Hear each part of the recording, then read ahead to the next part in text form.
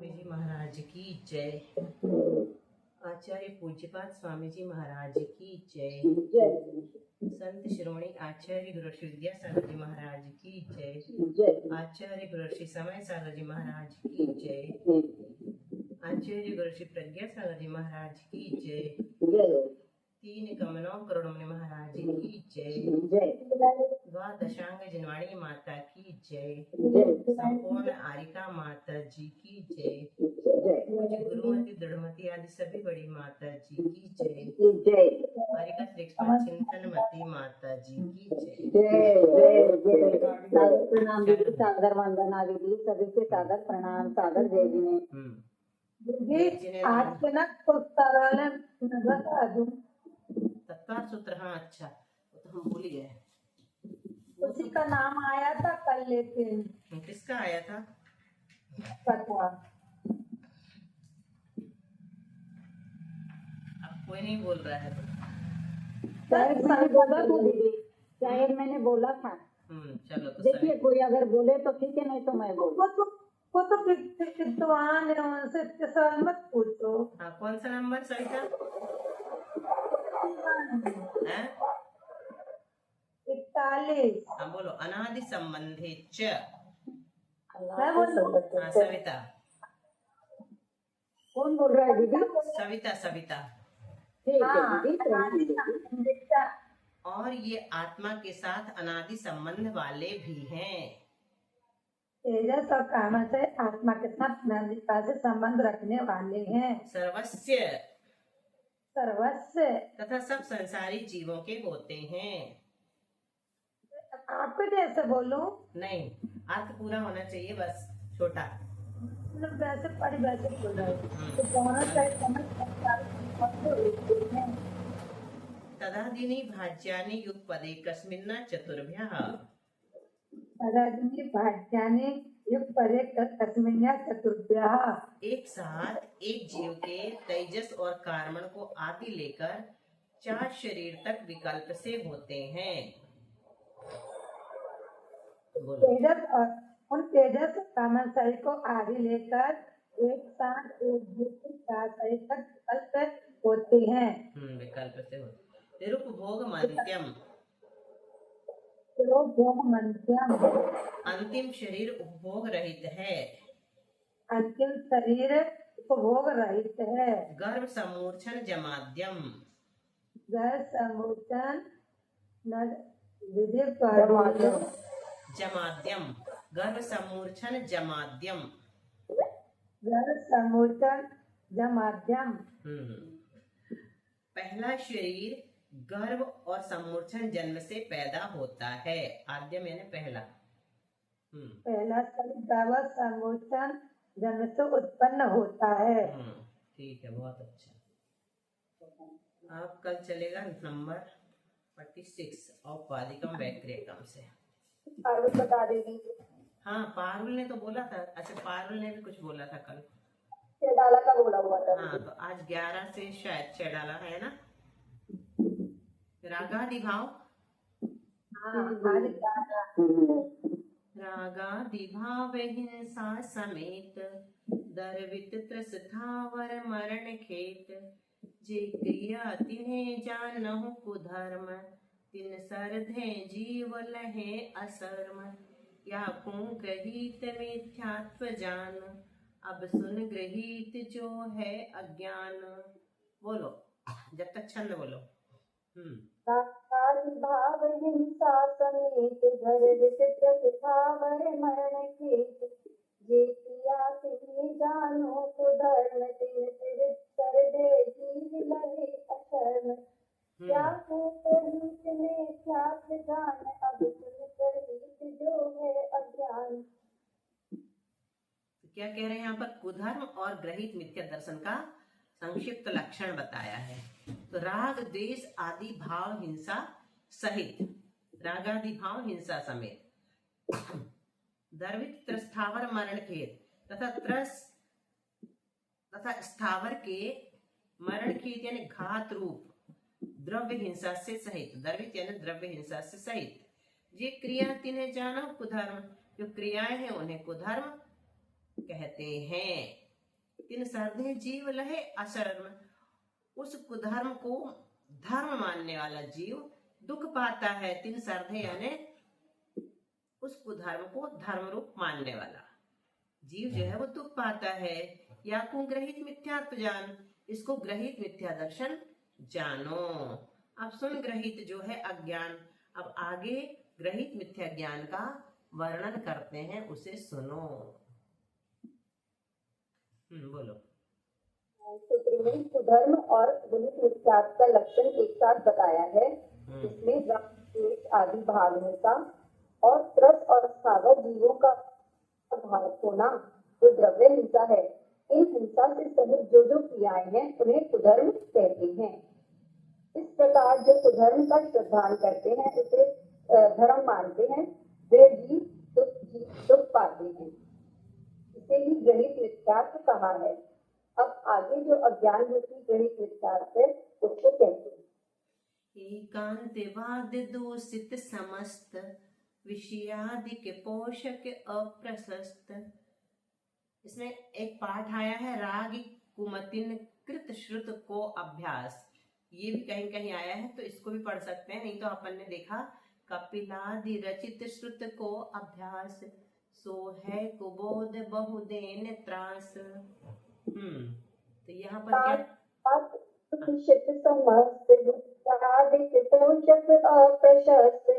कपिलादि रचित श्रुत को अभ्यास, तो है कुबोध बहुदेन त्रास। तो क्या कह रहे हैं, पांचों एकांत रूप कथन कर, एकांतवाद दूषित समस्त, एकांत रूप कथन से दूषित है ना, एकांत रूप कथनवाद यानी कथन से दूषित समस्त विषयादिक पोषक अप्रशस्त, पांचों इंद्रियों के विषय आदि को पुष्ट करने वाले, कपिलादि रचित सुत को अभ्यास, कपिल आदि के द्वारा बनाए हुए खोटे सब शास्त्रों का पढ़ना, पढ़ाना, सुनना, सुनाना और किसी भी प्रकार से उनका अभ्यास का अर्थ है। अभ्यास करना ये क्या कहलाता है, कुबोध यानी ग्रहित मिथ्या ज्ञान कहलाता है, जो बहुदेन त्रास बहुत दुख देने वाला है। एकांत रूप से कथन किया गया हो और जो पंचेंद्रिय के विषयों को बढ़ाने वाले हों, उसमें रचाने वाले हों, ऐसे छोटे शास्त्र जो कपिलादि रचित जो शास्त्र हैं, उनका पठन पाठन करने से, सुनने सुनाने से बहुत दुख होता है, और यही ग्रहित मिथ्या ज्ञान है। जो ख्याति लाभ पूजा दिचाहे, धरि करत विविध विधि देहता है, आत्म अनात्म के ज्ञानहीन, जे करनी तन करन छीन। जो ख्याति लाभ पूजा दिचाह, धरि करन विविध विधि देहदाह, आत्म अनात्म के ज्ञानहीन, जे करनी तन करन छीन। जो ख्याति लाभ पूजा दिचाहे, जो प्रसिद्धि, फायदा और मान्यता एवं आदर आदि की इच्छा से, पूजा दिया न प्रतिष्ठा आदि की इच्छा से, विविध विध देहदाह शरीर को पीड़ित करने वाले, कष्ट देने वाले, आत्मा के और पर वस्तुओं के ज्ञान से रहित, आत्म अनात्म के ज्ञानहीन, आत्मा और पर पदार्थों के ज्ञान से रहित, तन करण छीन शरीर को छीन करने वाली जितनी भी क्रियाएं हैं वे सब क्या कहलाती हैं, मिथ्या चारित्र कहलाती हैं। जाति लाभ प्रजा प्रतिष्ठा की भावना से किसी धर्म धारण किया गया है, स्व और पर के विवेक से रहित है, और मात्र शरीर को पीड़ित करने वाला है, शरीर को सुखाने वाला है, ऐसा जो भी चारित्र है वह ग्रहित मिथ्या चारित्र कहलाता है। अगले वाले छंद में आया ते सब मिथ्या चारित्र, तो यहाँ पर नहीं भी कहा तो हम ग्रहित मिथ्या चारित्र का लक्षण पढ़ रहे हैं, ऐसा समझना चाहिए, है ना। अलग से स्पष्ट रूप से नहीं कहा कि उसको मिथ्या चारित्र जानो। ते सब मिथ्या चारित्र त्याग, अब आत्म के हित पंथ लाग, जग जाल भ्रमण को देहु त्याग, अब दौलत निज आत्म सुपाग। ते सब त्याचार प्रत्याग, अब आत्म के हित पंच लाग। जग जाल भ्रमण को देह त्याग, अब दौलत निज आत्म सुपाग। उन सब ग्रहित मिथ्या चारित्रों को छोड़ दो, अब आत्मा की भलाई के मार्ग में लग जाओ, आत्म कल्याण के मार्ग में लग जाओ और संसार के जाल में भटकना छोड़ करके पंडित दौलत राम जी कहते हैं कि हे दौलत राम, अब अपनी आत्मा में लीन हो। उन सब ग्रहित मिथ्या चारित्र आदि को त्याग कर अपनी आत्मा की भलाई के मार्ग में लग जाना चाहिए। यहाँ पंडित दौलत जी स्वयं को और अन्यों को सभी को समझाते हुए कहते हैं कि संसार भ्रमण का त्याग कर अब अपनी आत्मा में अच्छी तरह लीन हो जाओ। बुआ तुम सर्वार्थ सिद्धि नहीं पढ़ रहे हैं। ये तो प्रच्छना वाली क्लास है ना, उसमें इस क्लास को चालू करके हम लोग तुम्हारा इंतजार करते हैं। हाँ दीदी, मैं तो आ गई थी कब से, लेकिन आज बहुत सारे छेड़ाला हो गई ना। नहीं, रोती होती है। छेड़ाली का रिवीजन होता है जब तक तुम नहीं आती। तुम अपनी सूचना दे दिया करो कि मैं आ गई हूँ, अब रिवीजन बंद करो, सर्वार्थ सिद्धि शुरू करो, जैसे अभी बताया ना तुमने। कल हम बताएंगे छेड़ाला में, है ना? ठीक है, चलो। नहीं, मेरे को लगा कि कोई निश्चित श्लोक है कि 2 या 3 होंगे, वो पूछ नहीं, रही ऐसा थी। नहीं है। थोड़ी देर देख लेते हैं, अगर मुख्य श्रोता आ गए हैं तो अपन फिर सर्वार्थ सिद्धि में आ जाते हैं ना।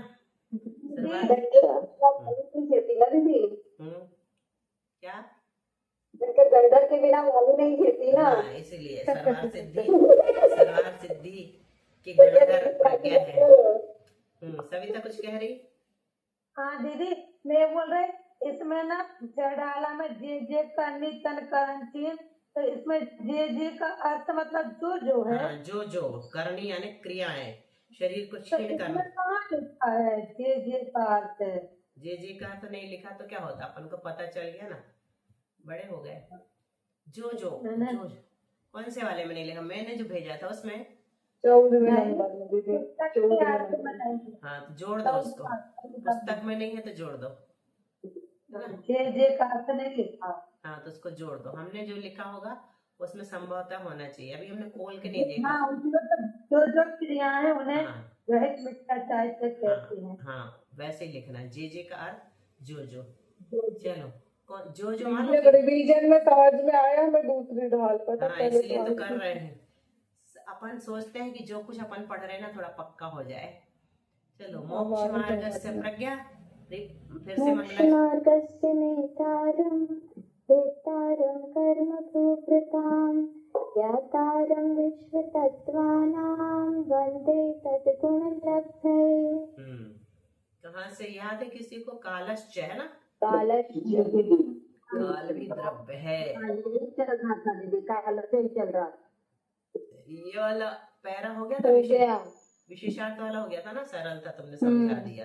काल भी द्रव्य है, शंका। चलो, अब पढ़ो प्रज्ञा। शंका वार्तिक क्या है? समाधान द्रव्य है, इतना वाक्य शेष है। शंका, काल द्रव्य क्यों है? समाधान, क्योंकि इसमें द्रव्य का लक्षण पाया जाता है। जो उत्पाद, व्यय और द्रव्य से युक्त है वह सत है, तथा जो गुण और पर्याय वाला है वह द्रव्य है। इस प्रकार द्रव्य का 2 प्रकार से लक्षण कहा है। वे दोनों ही लक्षण काल में पाए जाते हैं। खुलासा इस प्रकार है, काल में ध्रुवता स्वनिमित्तक है, क्योंकि उससे अपने स्वभाव की व्यवस्था होती है।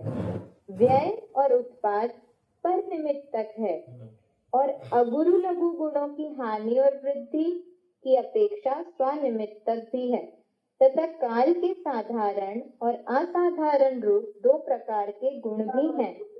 उनमें से असाधारण गुण वर्तना हेतुत्व है और साधारण गुण अचेतनत्व, अमूर्तत्व, सूक्ष्मत्व और अगुरु लघुत्व आदि है। इसी प्रकार व्यय और उत्पाद रूप पर्याय भी घटित कर लेना चाहिए। इसलिए काल में जब द्रव्य के दोनों लक्षण पाए जाते हैं तो वह आकाश आदि के समान स्वतंत्र द्रव्य है यह सिद्ध होता है।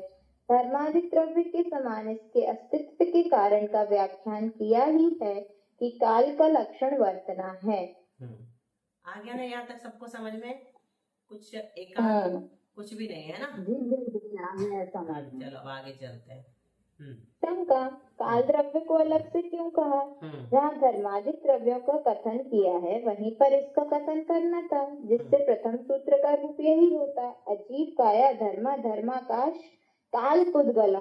समाधान, इस प्रकार शंका करना ठीक नहीं है, क्योंकि वहाँ पर यदि इसका कथन करते तो इसे कायपना प्राप्त होता, परंतु काल द्रव्य कायवान नहीं है, क्योंकि इसमें मुख्य और उपचार दोनों प्रकार से प्रदेश प्रचय की कल्पना का अभाव है। धर्मादि द्रव्यों का तो असंख्यया प्रदेशः इत्यादि सूत्रों द्वारा मुख्य रूप से प्रदेश प्रचय कहा है। उसी प्रकार एक प्रदेश वाले अणु का भी पूर्वोत्तर भाव प्रज्ञापन नय की अपेक्षा उपचार कल्पना से प्रदेश प्रचय कहा है, परंतु काल के दोनों प्रकार से प्रदेश प्रचय की कल्पना नहीं बनती, इसीलिए वह अकाय है। दूसरे हुआ। हाँ, प्रदेश प्रचय मतलब प्रदेशों का समूह। अपन सिर्फ काल के लिए कहते हैं काल एक प्रदेश वाला है, बाकी सबको कहते हैं असंख्यात प्रदेशी है। धर्म द्रव्य भी असंख्यात प्रदेशी है, प्रचय कहलाता है। अधर्म द्रव्य भी असंख्यात प्रदेशी है, ये प्रचय कहलाता है। पुद्गल अनंत अनंत तक वाला है, उसका भी प्रचय बन गया। लेकिन सिर्फ काल को हमने कितना कहा? एक प्रदेशी कहा, उसको हमने असंख्यात प्रदेशी नहीं कहा। इस अपेक्षा से ये बात यहाँ पर बताई है ना? ठीक है। दूसरे, यदि प्रथम सूत्र में काल का पाठ रखते तो निष्क्रियाणि च, इस सूत्र में धर्म से लेकर आकाश तक के द्रव्यों को निष्क्रिय कहने पर जैसे जीव और पुद्गलों को सक्रियत्व प्राप्त होता है, वैसे काल द्रव्य को भी सक्रियत्व प्राप्त होता। जबकि वो सक्रिय नहीं है, इसलिए हमने ऐसा पाठ नहीं रखा। शंका, इस दोष को दूर करने के लिए आकाश से पहले काल को रख दिया जाए। समाधान, यह ठीक नहीं है, क्योंकि आकाश तक एक द्रव्य है। इस सूत्र वचन के किसी की तरफ से आवाज आ रही है, अपना कर लेना। हाँ, इस सूत्र वचन के अनुसार यदि काल को आकाश के पहले रखते तो उसे एक द्रव्यत्व प्राप्त होता। ये सब दोष ना रहे, इसलिए काल का अलग से कथन किया है। तो क्या मतलब हुआ बुआ? उन्होंने क्या कहा कि आकाश से पहले काल को रख देते इस दोष को दूर करने के लिए। तो आचार्य कहती है कहना ठीक नहीं है, क्योंकि आकाश तक एक द्रव्य है। इस सूत्र वचन के अनुसार यदि काल को आकाश के पहले रखते हैं तो उसे भी एक द्रव्यत्व प्राप्त होता है, जबकि वो एक द्रव्यत्व नहीं है। एक एक प्रदेश पर रत्नों की राशि के समान असंख्यात है वो। तो ये सब दोष ना रहे, इसलिए काल का अलग से कथन किया है। ठीक है। शंका, काल अनेक द्रव्य है, इसमें क्या प्रमाण है? समाधान, लोकाकाश के जितने प्रदेश हैं उतने कालाणु हैं और वे निष्क्रिय हैं। तात्पर्य यह है कि लोकाकाश के एक एक प्रदेश पर एक एक कालाणु अवस्थित है। कहाँ भी है? लोकाकाश के एक एक प्रदेश पर जो रत्नों की राशि के समान अवस्थित है उन्हें कालाणु जानो। ये कालाणु रूपादि गुणों से रहित होने के कारण अमूर्त हैं। लोकाकाश प्रदेश से क्या है था? एक एक के जेठिया हो, एक एक का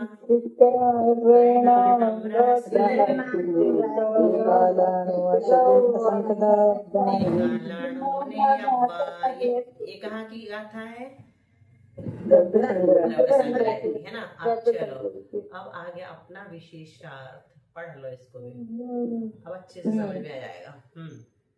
पहले 5 द्रव्यों के अस्तित्व की चर्चा कर आए हैं। यहाँ छठा द्रव्य काल है, इसका विचार किया जा रहा है। काल द्रव्य है या नहीं, इस विषय में श्वेतांबर परंपरा में 2 मत मिलते हैं। एक मत तो काल को द्रव्य रूप से स्वीकार करता है, दूसरा मत काल को स्वतंत्र द्रव्य नहीं मानता। इस दूसरे मत के अनुसार सूर्यादि के निमित्त से जो दिन रात घड़ी घंटा पल विपल आदि रूप काल अनुभव में आता है वह सब पुद्गल द्रव्य की पर्याय है।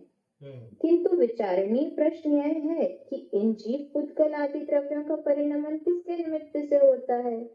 यदि कहा जाए कि उत्पन्न होना, व्यय होना और ध्रुव रहना एक प्रत्येक द्रव्य का स्वभाव है, इसके लिए अन्य निमित्त के मानने की क्या आवश्यकता। तो इस प्रश्न पर यह तर्क होता है कि यदि इस तरह सर्वथा स्वभाव से ही प्रत्येक द्रव्य का परिणमन माना जाता है तो गति स्थिति और अवगाह को भी सर्वथा स्वभाव से मान लेने में क्या आपत्ति है। और ऐसी हालत में केवल जीव और पुद्गल ये दो द्रव्य ही अवशिष्ट रहते हैं, शेष द्रव्यों का अभाव प्राप्त होता है। इतना ही क्यों, जीव और पुद्गल तथा पुद्गल और पुद्गल का बंध भी सर्वथा स्वाभाविक मानना पड़ता है। निमित्त नैमित्तिक भाव के मानने की कोई आवश्यकता ही नहीं रहती। और ऐसी अवस्था में मुक्त जीव भी स्वभाव से बंधने लगेगा तथा संसारी जीव भी बिना प्रयत्न के कभी भी मुक्त हो जाएगा। यदि कहा जाए कि गति स्थिति आदि कार्य हैं और जितने भी कार्य होते हैं वे निमित्त और उपादान इन दो के मिलने पर ही होते हैं, इसलिए गति स्थिति और अवगाहन रूप कार्यों के निमित्त रूप से धर्म अधर्म और आकाश द्रव्य का अस्तित्व स्वीकार किया जाता है।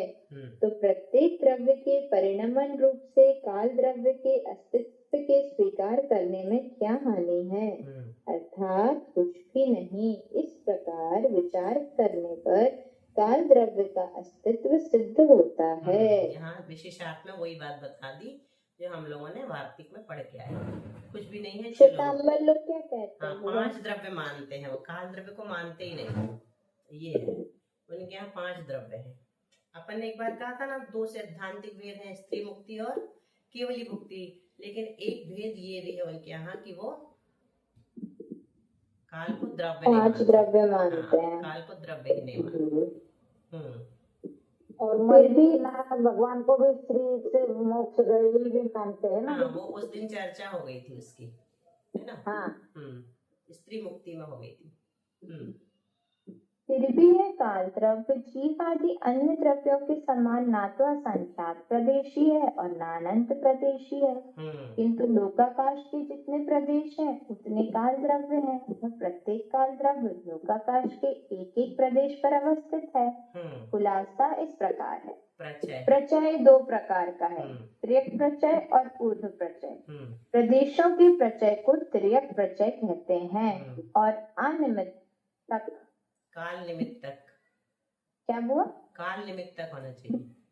काल और काल निमित्तक पर्याय प्रचय को ऊर्ध्व प्रचय कहते हैं।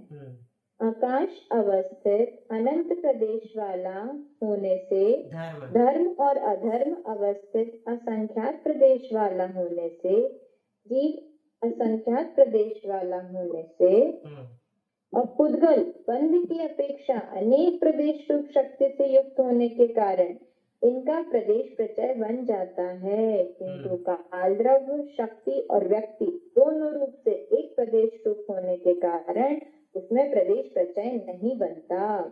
ऊर्ध्व प्रचय सब द्रव्यों का होता है, किंतु इतनी विशेषता है कि अन्य 5 द्रव्यों में समय निमित्तक पर्याय प्रचय रूप ऊर्ध्व प्रचय होता है और काल द्रव्य में मात्र समय प्रचय रूप ऊर्ध्व प्रचय होता है, क्योंकि अन्य द्रव्यों के परिणमन में काल द्रव्य निमित्तक है और काल द्रव्य के अपने परिणमन में अन्य कोई निमित्त नहीं है, वही उपादान है। जिस प्रकार वह अन्य द्रव्यों के परिणमन में निमित्त होता है उसी प्रकार अपने परिणमन में भी निमित्त होता है। इस प्रकार अन्य द्रव्य अपने अपने उपादान के अनुसार परिणमन करते हैं, उसी प्रकार काल द्रव्य भी अपने उपादान के अनुसार परिणमन करता है। ये जो विषय है ना, ये बस इतना जितना तुम पढ़ रही हो ना इतना ही समझने जैसा है। अब आगे बढ़ जाओ, कुछ विशेष इसमें नहीं है, समझाएंगे तो इतना ही समझ में आएगा। इस प्रकार यद्यपि उत्पाद व्यय और द्रव्य रूप से तथा गुण और पर्याय रूप से काल द्रव्य के अस्तित्व की सिद्धि हो जाती है, पर वह अखंड एक प्रदेशी है यह सिद्ध नहीं होता, इसलिए आगे इसी बात का विचार करते हैं। सूत्र आ गया ना? क्या आया अभी? आना चाहिए पर अभी तो नहीं दिख रहा। एक पैरा के बाद। सोनंत समय ऐसा आएगा। नहीं, अभी इसके बाद आएगा सोनंत समय। एक पुद्गल पढ़ना। पढ़ लो अंजू। एक पूरा हाँ, ऐसे ही सोच रहे हम भी। पढ़ो। एक पुद्गल परमाणु मंद गति से एक आकाश प्रदेश से दूसरे आकाश प्रदेश पर जाता है और इसमें कुछ समय भी लगता है। यदि विचार कर देखा जाए तो ज्ञात होगा कि यह समय ही काल द्रव्य की पर्याय है, जो कि अति सूक्ष्म होने से निरंश है। यदि काल द्रव्य को लोकाकाश के बराबर अखंड और एक माना जाता है तो इस अखंड समय पर्याय की निष्पत्ति नहीं होती, क्योंकि पुद्गल परमाणु जब एक कालाणु को छोड़कर दूसरे कालाणु के प्रति गमन करता है तब वह दोनों कालाणु पृथक पृथक होने से समय का भेद बन जाता है। और यदि एक अखंड लोक के बराबर काल द्रव्य हो गए तो समय पर्याय की सिद्धि किस तरह हो सकती है? यदि कहा जाए कि काल द्रव्य लोक प्रमाण असंख्यात प्रदेशी है, उससे एक प्रदेश से दूसरे प्रदेश के प्रति जाने पर समय पर्याय की सिद्धि हो जाएगी, तो इसका समाधान यह है कि ऐसा मानने पर एक अखंड द्रव्य के एक प्रदेश से दूसरे प्रदेश पर जाने पर समय पर्याय का भेद नहीं बनता। इसीलिए समय पर्याय में भेद सिद्ध करने के लिए काल द्रव्य को अणु रूप में स्वीकार किया गया है। इस प्रकार काल द्रव्य क्या है और वह एक प्रदेश कैसा है, इस बात का विचार किया। वर्तना लक्षण वाले मुख्य काल का प्रमाण कहा, परंतु परिणाम आदि के द्वारा जानने योग्य व्यवहार काल का क्या प्रमाण है, इस बात का ज्ञान कराने के लिए आगे का सूत्र कहते हैं। सोनंत समयः। सोनंत समयः।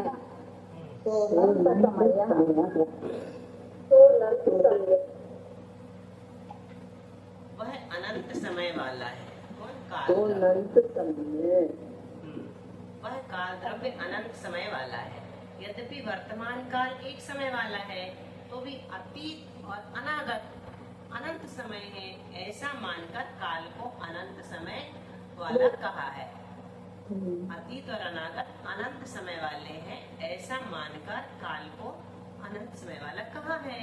अथवा मुख्य काल का निश्चय करने के लिए यह सूत्र कहा है। तात्पर्य क्या है कि अनंत पर्याय वर्तना गुण के निमित्त से होती है ना। वर्तना क्या है? गुण।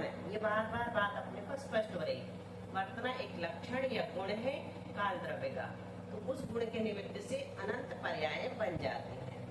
इस लिए एक कालाणु को भी उपचार से अनंत कहा है, परंतु समय अत्यंत सूक्ष्म कालांश है। काल द्रव्य की सबसे छोटी इकाई है समय, और उसके समुदाय की क्या बनती है? फिर आवली आदि बन जाती है। घड़ी, घंटा, मुहूर्त, आवली के बाद फिर घड़ी, फिर मुहूर्त आदि विशेषण। बोलो प्रकृति। समय शब्द द्रव्य और पर्याय दोनों अर्थों में व्यवहृत होता है। यहाँ पर्याय रूप अर्थ लिया गया है, इससे व्यवहार काल और निश्चय काल दोनों की सिद्धि होती है। एक एक समय का समुच्चय होकर जो आवली, कल आदि काल का व्यवहार होता है वह व्यवहार काल है, और यह समय पर्याय बिना पर्यायी के नहीं हो सकती। इससे निश्चय काल का ज्ञान होता है, यह उक्त कथन का तात्पर्य है। आवली के बाद पल रखा, और अपन कहते हैं कि एक पल की चेन नहीं है इनको तो, और हम एक पल भी नहीं रुक सकते। यानी पल जो है आवली से बहुत बड़ा है। आवली जो असंख्यात समय की होते हुए भी पल से छोटी होती है, और अपन पल को कितना छोटा मानते हैं, है ना? एक सेकंड से भी छोटा पलक झपकते हैं। गुण और पर्याय वाला द्रव्य है, यह पहले कह आए हैं। अब गुण क्या है यह बतलाने के लिए आगे का सूत्र कहते हैं। द्रव्याश्रया निर्गुणा गुणाः। द्रव्याश्रया निर्गुणा गुणाः। द्रव्याश्रया निर्गुणा गुणाः। द्रव्याश्रया निर्गुणा गुणाः। द्रव्याश्रया निर्गुणा गुणाः। द्रव्याश्रया निर्गुणा गुणाः। तो यहाँ पर लगाना जो निरंतर द्रव्य में रहते हैं, मतलब कभी भी पृथक नहीं होते। द्रव्य के आश्रय जो रहेगा वो निरंतर रहेगा, ठीक है, तब गुण कहलाएगा। और कैसे होते हैं? गुण रहित होते हैं, वे गुण कहलाते हैं। जिनका रहने का आश्रय द्रव्य है वे द्रव्य आश्रय कहलाते हैं, और जो गुणों से रहित है वे निर्गुण कहलाते हैं। क्या ज्ञान कहाँ रहता है? जीव में, है ना, आत्मा में। तो वो उसका आश्रय हो गए, आत्मद्रव्य ज्ञान दर्शन आदि का आश्रय बन गया। और क्या ज्ञान में दर्शन है, सुख है? नहीं, ज्ञान अलग है, दर्शन में है, सुख में है। ज्ञान कभी दर्शन में नहीं रह सकता, दर्शन कभी ज्ञान में। निर्गुणा, इसको क्या कहते हैं? गुण निर्गुण है वो, है ना, एक दूसरे से रहित है। सुख अपने आप में एक पूर्ण अलग गुण है, ज्ञान दर्शन ऐसे अनंत गुण है। कोई गुण, एक गुण दूसरे गुण के अंदर नहीं रहता है ना, एक दूसरे से रहित है। इस प्रकार इन दोनों लक्षणों से युक्त गुण होते हैं। सूत्र में निर्गुणा, यह विशेषण द्वयाणुक आदि के निराकरण करने के लिए दिया है। द्वयाणुक आदि के निराकरण से क्या लेना? वे भी, दो अणु माने दो अणु वाला एक स्कंद, वे भी अपने कारणभूत परमाणु मतलब दो अणु वाला जो स्कंद है वो किससे बना है? परमाणुओं से, दो अणुओं से बना। तो परमाणु क्या हो गया? कारण हो गया। इसका कारण हो गया द्वयाणुक का कारण हो गया। तो वे द्वयाणुक भी अपने कारणभूत परमाणु, वो जो द्रव्य है, परमाणु द्रव्य है ना, पुद्गल द्रव्य, शुद्ध द्रव्य, परमाणु क्या कहलाती है? शुद्ध द्रव्य कहलाती। कौन सी शुद्ध द्रव्य? शुद्ध पुद्गल द्रव्य, है ना। तो वो द्वयाणुक आदि भी अपने कारणभूत जो पुद्गल है उनके आश्रय से रहते हैं, है ना, वो भी निराश्रय नहीं है, उनके आश्रय से रहते हैं और गुण वाले हैं, इसलिए निर्गुणा, इस विशेषण से उनका निषेध किया गया है। मतलब निर्गुणा कह करके ये भी निषेध, यहाँ पर भी निषेध समझना। अब शंकाकार क्या कह रहा है? घट संस्थान, घट संस्थान मतलब घट की आकृति, पूरा घटाकार, घट संस्थान यानी घटाकार आदि जितनी पर्याय है, एक घटाकार है, एक पटाकार है, जितने पदार्थ है अनंत, सब पदार्थों के या पर्यायों के आकार है ना। तो वे सब द्रव्य के आश्रय से रहती है, जितने भी पर्याय हैं वे सब किसके आश्रय से रहेंगी? द्रव्य के आश्रय से रहेंगे। गुण भी द्रव्य के आश्रय से रहते हैं और पर्याय भी, और निर्गुण होती है। अतः देखो, पर्याय में भी गुण नहीं रहता, गुण किस में रहता है? द्रव्य में रहता है।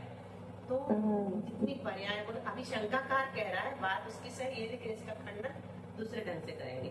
अतः गुण के लक्षण के अनुसार उन्हें भी गुणत्व प्राप्त हो गया। पर्याय भी तो द्रव्य के आश्रय से है ना, और पर्याय में गुण भी नहीं रहता है। और आपने ये लक्षण गुण का बनाया, द्रव्याश्रय निर्गुणा गुणा। शंका समझ में आ गई? बहुत अच्छी है और सरल है। क्या है शंका प्रज्ञा? शंकाकार क्या कह रहे हैं? ऐसा बोलना चाह रहे हैं कि घड़ा आदि जितने भी पर्याय हैं वो सब सभी द्रव्यों के आश्रय से रहती है। पहले ऐसा बोलना चाह, और फिर कह रहे हैं कि उनमें कोई गुण भी नहीं होते हैं, और यही आपने ऊपर गुण का लक्षण बताया है, तो इसके अनुसार उनको भी गुण प्राप्त हो जाता है। उनको भी गुणे का पर्याय अलग से कहने की क्या जरूरत? तो कहते हैं, आचार्य कहते हैं सूत्र में जो द्रव्याश्रय विशेषण है उसका अभिप्राय है कि जो सदा द्रव्य के आश्रय से रहते हैं वे गुण है। इस प्रकार सदा विशेषण लगाने से पर्यायों का निषेध हो जाता है। हमारी मनुष्य पर्याय हमेशा थोड़ी आत्मा द्रव्य के आश्रय से, बाद में पर्याय दूसरी पर्याय हो जाएगी उसके आश्रय से, है ना, ये दूसरे के आश्रय से हो जाएगी, बदलती रहती है, सदा नहीं रहती पर्याय। एक ही पर्याय हमेशा नहीं रहती है द्रव्य के आश्रय से, उसका परिवर्तन, अर्थात गुण का लक्षण पर्याय में नहीं जाता है, क्योंकि पर्याय कादाचित होती है। कादाचित मतलब ज्यादा से ज्यादा 100 साल तक रहेगी द्रव्य के आश्रय से, जीव द्रव्य के आश्रय से, फिर बदल जाएगी। ये औदारिक शरीर है, दूसरे रूप परिणमित हो जाएगा।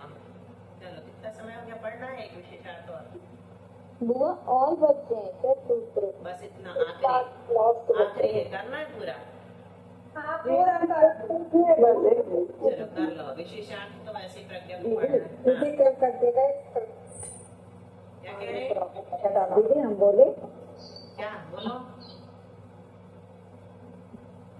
प्रज्ञा, तुम कहते बोलती नहीं।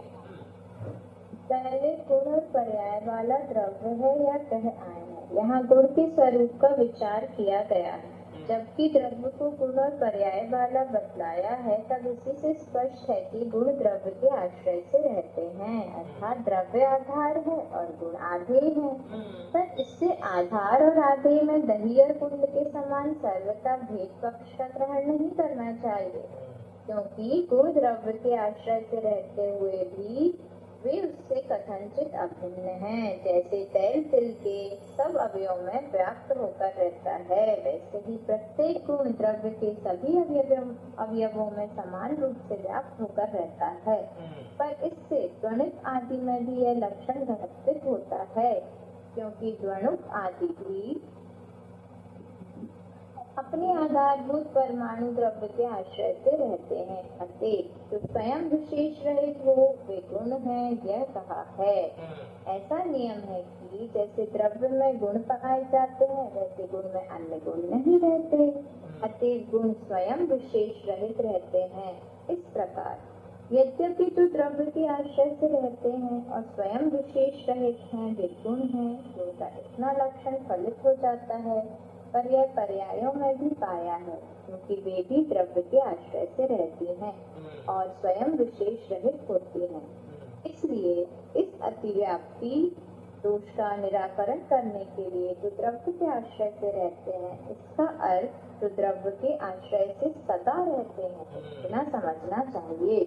इस प्रकार गुणों के स्वरूप का विचार किया। गुण का एक नाम विशेष भी है, जिनके निमित्त से एक द्रव्य अन्य द्रव्य से भेद को व्याप्त हो, वे विशेष अर्थात गुण है।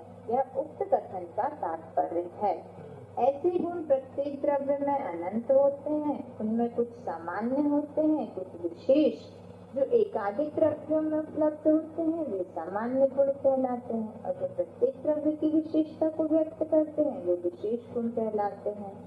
परिणाम शब्द का अनेक बार उल्लेख किया, परंतु उसका क्या तात्पर्य है, ऐसा प्रश्न होने पर अगले सूत्र द्वारा इसी का उत्तर देते हैं। तद्भावः परिणामः, तद्भावः परिणामः, तद्भावः परिणामः, तद्भावः परिणामः, तद्भावः परिणामः, तद्भावः परिणामः। तद्भाव यानी उसका होना, तद यानी उसका, भाव यानी होना, अर्थात प्रति समय बदलते रहना, है ना, परिवर्तन होना, इसी का नाम परिणाम है। अथवा चलो पूरा कर दो प्रज्ञा। अथवा गुण द्रव्य से अलग है, यह किन्हीं का मत है। वह क्या आपके जैन मत में स्वीकार है? नहीं। इसलिए कहते हैं कि संज्ञा आदि के निमित्त से प्राप्त होने वाले भेद के कारण गुण द्रव्य से कथनचित भिन्न है, तो भी वे द्रव्य से भिन्न नहीं पाए जाते, और द्रव्य के परिणाम है, इसलिए भिन्न नहीं की है। यदि ऐसा है तो वह बात कहिए जिससे परिणाम का स्वरूप ज्ञात हो। बस इसी बात का निश्चय करने के लिए कहते हैं, धर्माधिक द्रव्य जिस रूप से होते हैं वह तद्भाव है या तत्व है, और इसे ही परिणाम कहते हैं। पर दो प्रकार का है, अनादि और सादि। उनमें से धर्माधिक द्रव्य के जो प्रत्युपग्रहादिक होते हैं, वे सामान्य की अपेक्षा अनादि हैं और विशेष की अपेक्षा सादि हैं। द्रव्य और गुण में किस अपेक्षा से अंतर बताया सूत्र में? संज्ञा आदि के निमित्त से, मतलब द्रव्य की लक्ष्य और लक्षण। हाँ, द्रव्य की संज्ञा द्रव्य है और गुण की संज्ञा गुण है। गुण का नाम क्या है? गुण है। तो जब नाम अलग हो गए तो लक्ष्य और लक्षण भी अलग अलग हो जाएंगे। तो द्रव्य का लक्षण हो गया सद्रव्य लक्षणम, उत्पाद द्रव्योक्तम सत् आदि आदि, है ना, जो अपन पढ़ के आए। और गुण का लक्षण क्या हो गया? द्रव्याश्रय निर्गुणा गुणा। लक्षण भी दोनों के अलग अलग है। इस प्रकार कथनचित साथ रहते हुए भी कथनचित अभिन्न है और कथनचित भिन्न है ना। कथनचित मतलब अनेकांतवाद। इस प्रकार सर्वार्थ सिद्धि नामक तत्वार्थ वृत्ति में सबको खुशियां प्रदान करने वाला 5वां अध्याय समाप्त हुआ। क्या सही पढ़ते तो अभी तक 9वें अध्याय में आ जाते। कैसे पढ़ते हैं? ऐसे जैसे आज पढ़ा है। याद पढ़ा। अब अच्छे से पढ़ेंगे ना। अब ये अध्याय अपने काम का है ना, वो दर्शन था। दीदी एक बात बोले क्या दीदी? हम बोल दिया करो आप तो, दीदी बोल दिया करो, आपको आवाज मेरी जल्दी से नहीं, नहीं मैं जाती। ये बोल रही थी दीदी कि आचार्य भगवान इसका अर्थ अलग लगाते थे। दव्यस है निर्गुणा गुणा, बोल दीजिए ना। बोलो बोलो आप बता रही हो। ज्ञान सागर आचार्य लगाते थे, ज्ञान सागर। हाँ, बताओ शब्द के आसत लोग यानी जो धनवान लोग होते हैं वो निर्गुण है, उन्हें गुण नहीं रहते।